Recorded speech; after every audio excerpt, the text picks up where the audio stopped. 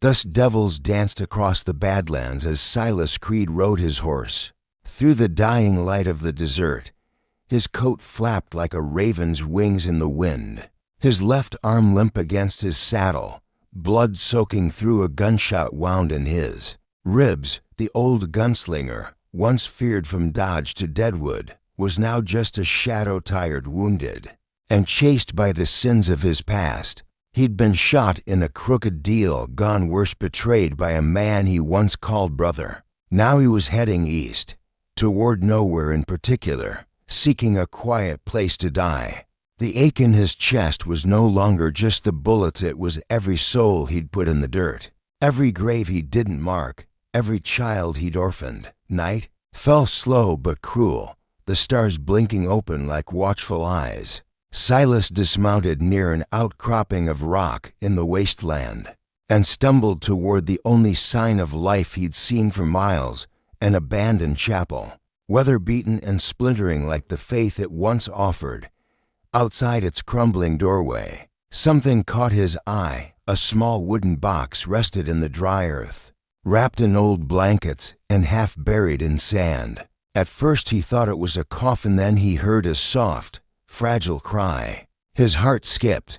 He dropped to his knees, pain exploding in his side. With trembling hands, he peeled back the blanket. Inside was a baby, swaddled, hungry, but alive. Silas blinked, unsure if it was blood loss or madness. But what stopped him cold, what made him forget the pain, was what he saw carved into the edge of the box. His name, Silas Creed, burned into the wood like a brand. Just above it, a strange symbol he didn't recognize, an arrow through a circle like some ancient marking. He looked down at the baby. What in hell? The child stopped crying, its eyes open clear, unblinking, almost knowing. And in that instant, the dying gunslinger realized death would have to wait. The wind whispered across the plains, soft but steady, like the breath of something ancient watching from afar. Silas Creed sat with his back against the rotting chapel door, baby cradled against his chest, and his revolver resting on his thigh. He'd torn a strip from his shirt and tied it tight around his ribs to slow the bleeding. The child had fallen asleep against him, tiny fists tucked beneath its chin, breathing peacefully like it belonged there, as if it hadn't been left in the middle of nowhere. Inside a box with a gunslinger's cursed name etched into it. Silas couldn't make sense of it. He looked down again. "Where'd you come from, little one?" he whispered. "And who'd be fool enough to name you after me?" He thought of all the towns he'd passed through, all the saloons, the women, the cards and the lies. Could this be his child? A blood debt come home to collect? No, he'd never been with anyone long enough, and certainly not careful enough, to bring a life into the world. Yet his name was there, as clean and deliberate as any grave marker he'd carved. The baby stirred, letting out a tiny noise, then nestled closer to his chest. Something inside Silas cracked, something that had been stone for decades. "You shouldn't be with a man like me," he muttered. "Hell, I'm more grave than guardian." But he didn't move. He didn't leave the baby there. He couldn't. The chapel groaned in the wind, its steeple half collapsed. Silas forced himself to his feet, swaying as darkness edged his vision. The inside was just as ruined, broken pews, shattered stained glass, the scent of dry rot and ash, but it would shelter them for the night. He laid the baby down on a bundle of cloth he salvaged from a pew cushion. His hands trembled as he touched the small chest just to make sure the rise and fall was real. "I ain't got much time," he said aloud, more to the shadows than the child. "But I reckon I got just enough to figure out what kind of game this is." Morning came in streaks of orange and red, casting long shadows through the cracked roof.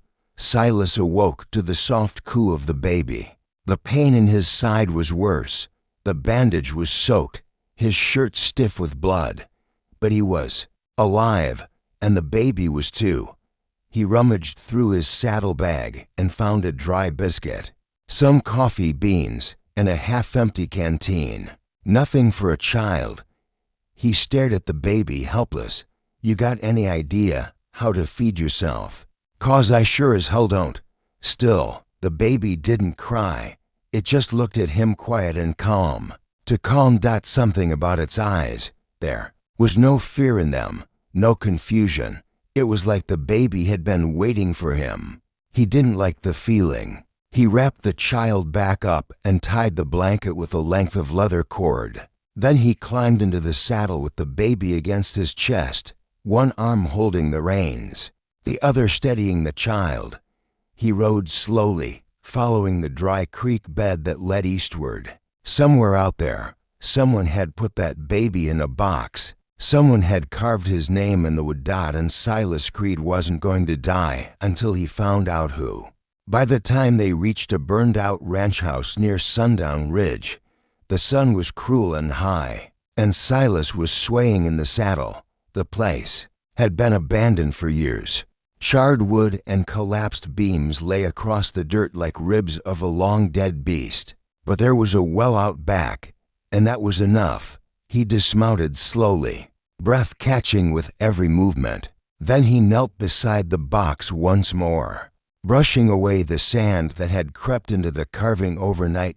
Something else caught his eye. Beneath the name Silas Creed, a newer carving, fainter, hidden until the light hit just right. A date, July 27, 1855. Today's date. His breath caught. His heart thundered. What in God's name? The baby gurgled, almost like it was laughing. Silas sat back hard. He looked around the empty plains, then up at the dead sky. This wasn't just chance. This wasn't some coincidence of blood and bad luck. This was something else, something older. He looked down at the child. "What are you?" he whispered. And for the first time in his life, Silas Creed felt afraid. The well behind the charred ranch still worked, though the water tasted like rust and old bones. Silas drank from his cupped hands, then let the baby sip from a wetted cloth. The sun beat down without mercy, but a breeze carried something sharp on it, something that made Silas reach for his gun even before he understood why. Footsteps, soft but sure, crunching gravel. Silas stood and turned, keeping the baby cradled in one arm and his revolver low in the other. A figure was approaching. From the south, dust trailing behind. Long duster coat, wide-brimmed hat, tall, unhurried. "Easy now," Silas muttered, eyes narrowing. No one honest walks that slow through dead country. As the stranger drew closer, Silas saw the man's face, young, maybe 30, with skin pale as moonlight, and eyes like shards of flint.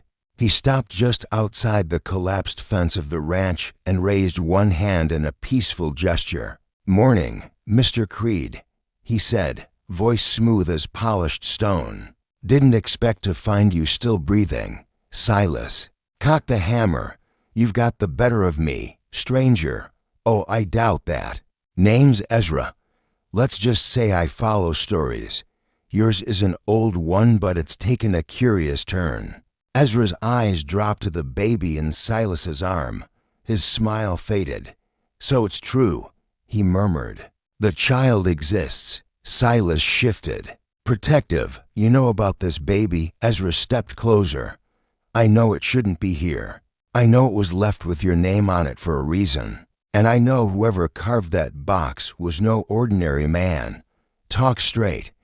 Ezra knelt near the box, tracing the symbols below Silas's name. "This mark arrow through the circle, it's ancient, used by tribes who believed time moves in loops, not lines. Some say those who walk the path of blood can meet their own beginnings. Others say they're cursed to relive their worst regrets in new form." Silas's grip tightened. "What the hell are you saying?" Ezra rose and looked him square in the eyes. "I'm saying that child might be you." Silas staggered back a step. "What? A version? A piece, or maybe something else entirely?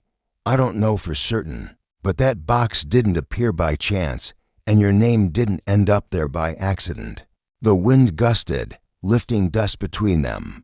The baby didn't cry, it simply watched Ezra with an intensity that made Silas's spine tighten. Ezra lowered his voice. You're running out of time. That wound's going to take you soon. But this child, he might be your second chance, or your reckoning. Silas looked down at the baby, whose tiny hand gripped the edge of his coat. I don't believe in ghosts, he said, though the words came hollow. Ezra nodded slowly. Neither do I. But I've seen things, enough to know there are forces older than this land, watching us through the cracks. Silas eyed him. Why are you here, really? Ezra paused, then spoke carefully. Because something's coming for that child, and when it gets here, you'll wish I was your enemy instead. Before Silas could ask more, Ezra turned and walked back the way he came, vanishing into the haze of heat and sand. Silas stood frozen for a long while, the baby still tucked against his chest. He looked once more at the box, at his name, at the date, July 27, 1855. His hand trembled as he lifted the lid again. Beneath the blanket, something had shifted. A small revolver, far too small for a grown man's hand. Its grip was engraved with the same strange symbol arrow through the circle dot, and on the handle, in tiny script barely visible in the light, to Silas, for what's to come. Silas didn't ride far that day. His wound burned like fire, and his head spun with fever and questions. He needed help, real help, or the baby would be alone before sundown. He followed a trail that curved along the base of the Red Hills, guided more by instinct than thought. The child slept against him, oddly content despite the heat and dust. Silas couldn't stop thinking about Ezra's words. That child might be you. The idea clung to his brain like a spider's thread, impossible to shake off. He kept glancing at the tiny revolver tucked beneath the baby's blanket, too small for any real shooting. Yet the weight of it felt heavy, symbolic, like a truth he wasn't ready to face. By late afternoon, Silas saw smoke curling up from a small hollow, beyond a line of Joshua trees. Not campfire smoke, he knew that smell. This was cooking, stew, maybe cornbread. He nudged his horse forward and came upon a tiny cabin nestled against a rock wall. Hidden from the main trail, a goat bleated somewhere out back. An old woman sat on the porch, knitting. Her black shawl was draped over her shoulders despite the heat, and her eyes dark as coal locked on Silas, like she'd been expecting him. He reined in. Ma'am, I ain't looking for trouble. Just need a place to rest. I got a wound that's gone sour. She nodded slowly. Come down off that horse. Bring the child. He blinked. You see the baby? I see more than most, she said, voice like cracked earth. Now hurry. That fever's ridden you harder than that animal. Silas dismounted, almost collapsing as his knees buckled. She reached out to steady him with a strength that surprised him. She helped him inside, laid the baby in a padded basket near the hearth, and then began mixing herbs from jars lined across her shelf. Who are you? Silas asked between coughs. Some call me Elva. Others used to call me witch woman. I don't take to titles. I just help where I'm needed. You ain't shocked to see a man like me holding a baby with his name carved in a box? Elva gave him a look that cut deeper than any bullet. You think you're the first man to find something sacred when he was near death. She handed him a steaming cup of bitter tea. He sipped it and grimaced. Tastes like mud and fire. Good. That means it's workin'. Silas leaned back against a patchwork cushion, sweat beading on his brow. The baby made soft noises from the basket, watching the firelight flicker on the ceiling. Elva glanced at the child, then at Silas. You think you're cursed, don't you? I know I am, maybe. Or maybe this is mercy dressed in strange skin. Silas frowned. What do you mean? That child is more than just flesh. He's a question and an answer. You're being offered something most men never are, which is a chance to face yourself. Silas shifted uncomfortably. And what if I don't want to? Elva's voice dropped. Then you'll die, and he'll grow up alone in a world that already wrote his ending before it began. Silas stared into the fire. The flames licked the logs with lazy hunger. There's someone after him. Yes, Elva said, and he's already closer than you think. Silas turned sharply.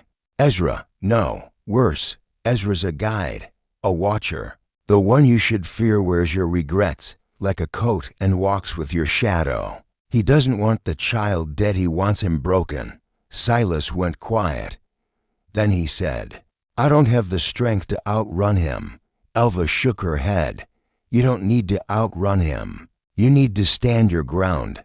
Silas looked at the baby, who smiled for the first time, small, fragile, but real. And something shifted in the gunslinger's heart. For the first time in decades, he wanted to live. Silas awoke to the sharp scent of sage and burning cedar. His wounds still throbbed, but the fever had broken. Sweat drenched his shirt, and the taste of the bitter tea still clung to his mouth. Like ashes, the morning sun poured through a crack in the wooden shutters, painting golden lines across the floor. Elva stood over the hearth, stirring something thick in a black pot. The baby was in his basket near the window, gurgling softly. You survived the night, she said without turning. Barely. Silas muttered. I've seen men twice your size die from less. You've got fight left in you. Whether that's a blessing or a curse depends on what you do with it. He pulled himself upright, muscles aching, and walked to the window. The desert stretched wide and quiet. The land is still, too quiet. Elva, he said slowly, you said someone worse than Ezra was coming. A man who wears my regrets. Who the hell is that? She ladled the thick stew into a bowl. You already know. You just haven't named him yet. Silas turned. Enough riddles. I need to know what I'm facing. She handed him the bowl. Then look outside. He did, and froze. A man was standing on the edge of the ravine, just beyond the Joshua trees. He wore a long black coat and a wide hat.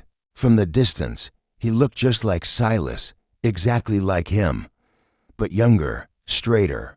His face still carried the sharpness of his youth, and his hands hung near his belt like vipers ready to strike. What in God's name? Silas breathed. Elva stepped beside him. That's the man you were before the guilt, before the blood caught up to you. Silas clenched his jaw. You're saying that's me. I'm saying that's what you could have been. The part of you that chose violence and never looked back. The part that never buried any of his dead. The figure didn't move, didn't blink. He's been following you, Elva whispered, waiting for you to break. The child threatens everything he is. He can't let that baby grow, not if it means you becoming something different. Silas set down the bowl. Then I'll end it.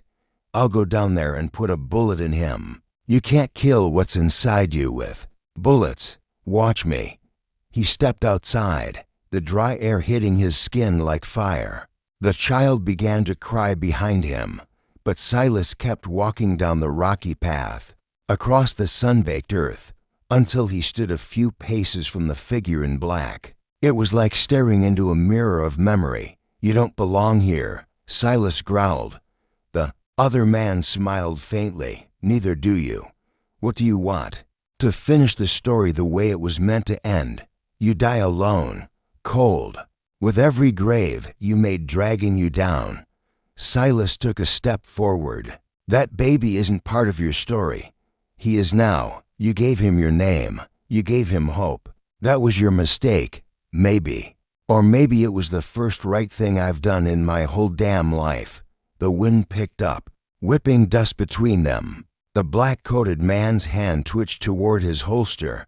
Silas didn't move. You pull that iron, he said, voice low. You better be ready for what comes after. I always am, the other replied. The two stood locked in silence. But Silas didn't draw, not yet. Not with the baby crying behind him. Not with something like love beginning to root in the place where guilt used to live. Instead, he said, "I ain't you anymore." Then he turned and walked back toward the cabin. The man in black didn't follow, but his eyes burned holes in Silas's back all the way home. Back inside the cabin, the baby clung to Silas's shirt, his tiny fingers curling into the worn fabric like he was afraid Silas might vanish. Elva watched from the hearth, silent but solemn. "You didn't shoot him," she said. "No," Silas muttered, sitting down hard on the floor. "Because I'd be shooting myself, and I don't think I'd win." Elva nodded slowly. "You're beginning to understand. This isn't just about bullets or blood. It's about what you choose to carry and what you leave behind." Silas looked down at the baby. "I've carried a lot, too much, and now he carries some of it, too." The fire crackled. Outside, the wind began to howl, sharp and restless. "He's coming back," Silas said. "Stronger next time. He won't let me walk away again." Alva stepped forward and gently placed her hand on the baby's head. "You don't have to face him alone, but you do have to make a choice." "What choice?" She handed Silas the small revolver from the baby's wooden box, the one engraved with the arrow and circle. "You can run. Try to outlast your past until your wound finally takes you.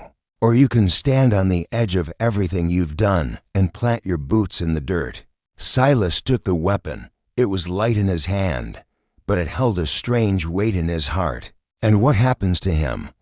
he asked, nodding to the baby. Elva smiled gently. "That depends on you. What kind of legacy you choose. What kind of man you become in your final breath." Silas sat in silence, the baby cooing softly in his lap. He thought about the graves he'd left behind, the blood on his hands, the names he never asked before he pulled the trigger. But he also thought about the baby's eyes, calm, knowing, like they'd seen this all before and were waiting to see if he'd finally get it right. He stood. "I need to end it. On my own terms." Elva didn't try to stop him. "There's a place, a crossroads 3 miles west, where for trails meet. Old tribal ground.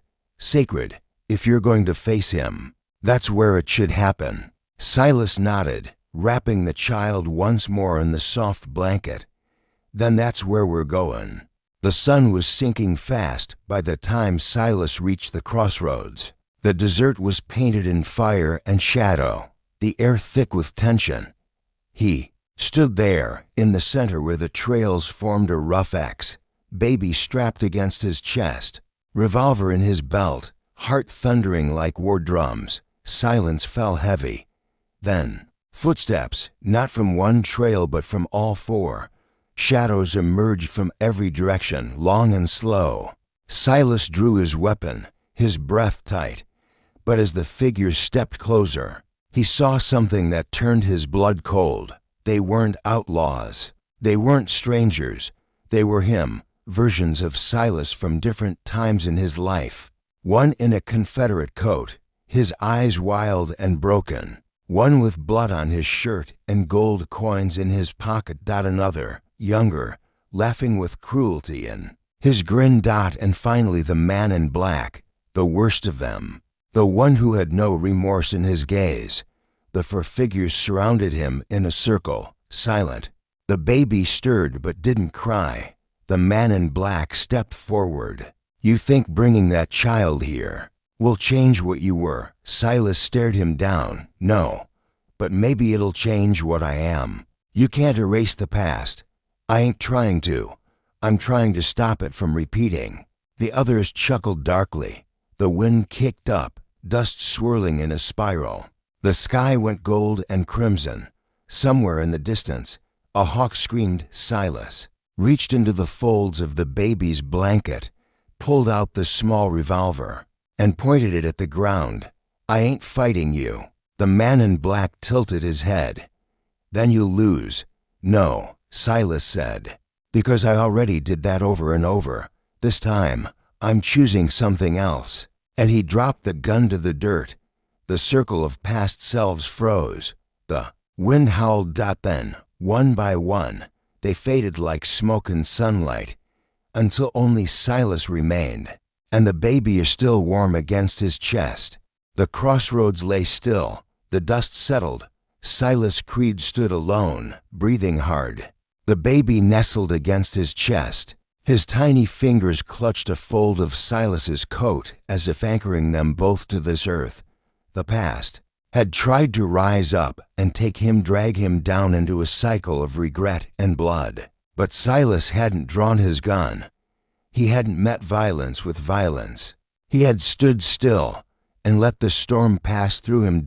And for the first time, it had. A crow circled overhead. The sky softened, no longer bleeding red, but bathed in gold as evening laid itself across the land. Silas knelt slowly, every part of him aching. He picked up the tiny revolver and studied it one last time. Its surface glinted in the dying light. Arrow through the circle, his name etched with care. Not a weapon of war, a symbol, a key. He opened the wooden box once more. Inside, beneath the blanket where the revolver had rested, lay a piece of paper he hadn't noticed before. Aged, yellowed, folded tight. He opened it. The handwriting was familiar. You'll want to run. You always did. But if you stay, if you fight in the way you never have, you might just save something worth saving. You don't need to be forgiven, Silas. You just need to forgive yourself. There was no name. There didn't need to be. Silas tucked the note into his vest and looked down at the baby. You ready? He whispered. The child cooed softly, like a yes from somewhere deeper than language. 3 months later, the small town of Red Mesa had never seen anything quite like it. Silas Creed rode in slow, dust trailing behind him. He was thinner, more tired around the eyes, but alive. The townsfolk, once afraid of the name Creed, now looked at him with something else in their eyes. Curiosity, uncertainty, maybe even respect. The baby, clean, chubby-cheeked, and curious, sat in a handmade sling across Silas's chest. The townsfolk had started calling him Little Creed. Silas had traded his revolver for a carpenter's hammer. He'd taken up a job rebuilding the burned-out schoolhouse at the edge of town. When asked why, he'd simply said, "Man ought to leave something behind that don't bleed."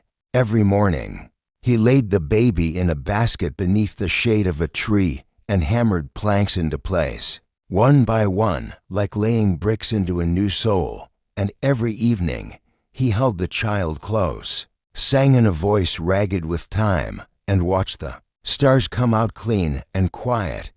People said he talked less now, but listened more. He drank water instead of whiskey. He started attending Sunday sermons and never touched his hat during prayer. No one dared ask why. But one thing everyone noticed: Silas Creed smiled now. Not wide, not often, but when he did, it was the kind of smile that made you believe even a dying man could come back to life. One cold morning, Alva came to visit.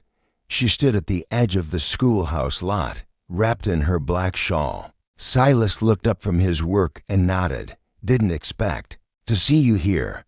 I came to see if you were still breathing." He chuckled, "Just barely." She approached the basket where the baby was napping. She touched his cheek, then looked at Silas. "You named him yet?"